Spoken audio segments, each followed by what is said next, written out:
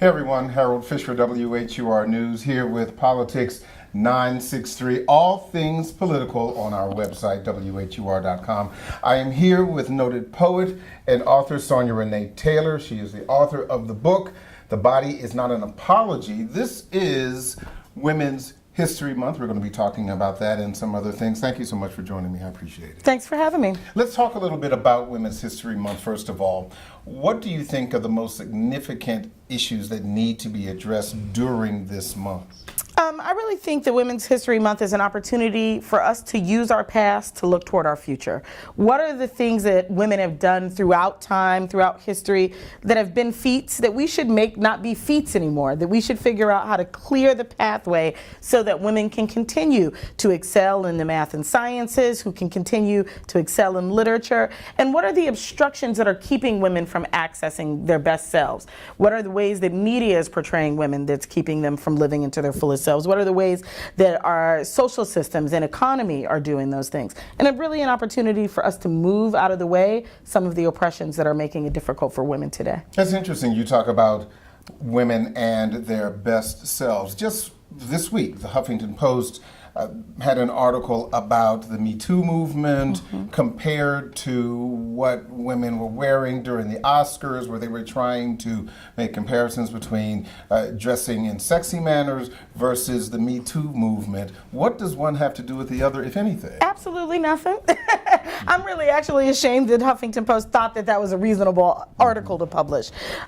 If we're still in 2018 having conversations about consent and its relationship to what I have on, we are not doing the work. We are not. The entire purpose of the Me Too movement is to elevate the spaces that say sexual assault is not acceptable. And it doesn't matter what a woman's wearing. It doesn't matter whether or not she said yes to this and then said no to that. That the reality is that we need to be having a conversation about consent, and that consent can be taken or given at any point in someone's interaction, regardless of what they're wearing or what it is you thought you should get from them. Now, we have International Women's Day this week. Talk to me a little bit about the global change in women. Obviously, some of the things we've already discussed are more to do with what's happening here in the U.S., but the global piece is huge. Absolutely. I think that what we're seeing right now is that women across the world are really asking for parity and equity.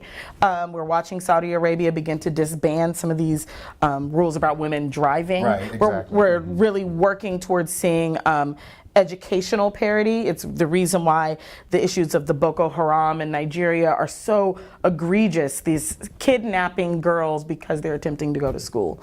So like really looking at global equity around education, around women's rights, and I think that that is a movement, a groundswell across the world. I want to talk a little bit about your book too, The Body is Not an Apology, because in the book you address, for example, issues of self-love and image. Talk to me about that. Yeah, so we really see it, The Body is Not an Apology, which is a global movement and company, but also this book, the idea that radical self-love is our inherent sense of self, that we actually came here in a perfect relationship with our bodies and the bodies of other people, and that functions like media, like our political landscape, like our economy, have put a distance between us and who we know ourselves truly to be.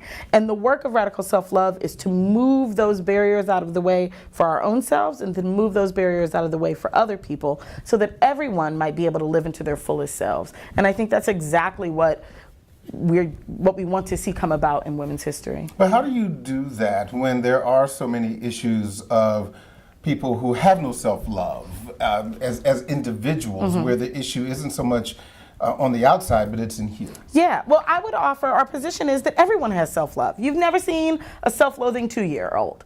You've never seen a 2-year-old who's like, I just really hate my thighs, right? Like, it's never happened, and it never will, because we come here as radical self-love. The work is to figure out what are the messages that I have internalized that are keeping me from accessing that. And once I realize that those messages are have usually been given to us as a function of money and power and resource, someone's opportunity to exploit us, then we're not as willing to buy into it.